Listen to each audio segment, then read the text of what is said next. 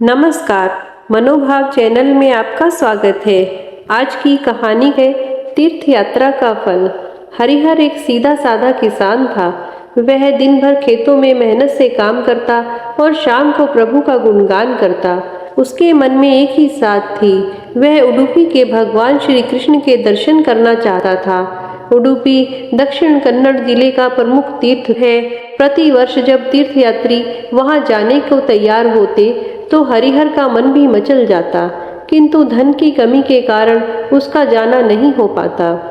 इसी तरह कुछ वर्ष बीत गए। हरिहर ने कुछ पैसे जमा कर लिए। घर से निकलते समय उसकी पत्नी ने बहुत सा खाने पीने का सामान बांध दिया। उन दिनों यातायात के साधनों का अभाव था। तीर्थयात्री पैदल ही जाया करते थे। रास्ते में हरिहर की भेंट एक बूढ़े व्यक्ति से हुई। बूढ़े के कपड़े फटे पुराने थे और पांव में जूते तक न थे। अन्य तीर्थयात्री उससे कतरा कर निकल गए, किंतु हरिहर से न रहा गया।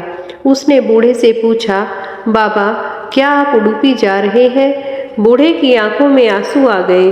उसने रुंधे स्वर में उत्तर दिया, मैं भला तीर्थ कैसे कर सकता हूँ? एक बच्चा तो बीमार है और दूसरे बेटे ने 3 दिन से कुछ नहीं खाया। हरिहर भला व्यक्ति था, उसका मन पसीज गया। उसने निश्चय किया कि वह उडुपी जाने से पहले बूढ़े के घर जाएगा।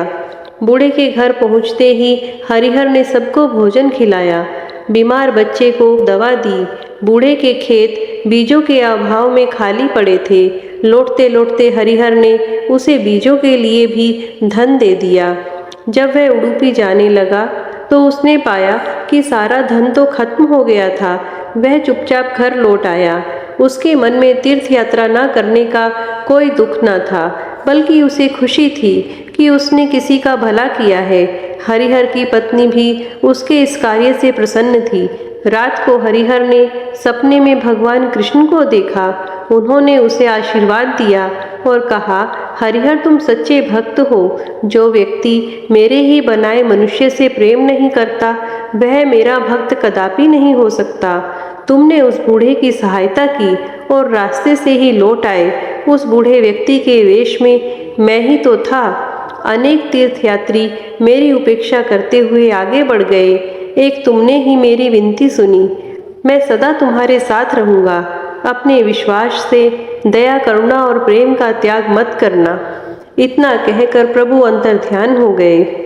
हरिहर को तीर्थ यात्रा का फल मिल गया था। इस प्रकार हमें भी हरिहर की तरह अपने स्वभाव से दया, करुणा और प्रेम का त्याग नहीं करना चाहिए। सदैव दीन दुखियों पर दया रखनी चाहिए और उनकी सहायता अवश्य करनी चाहिए।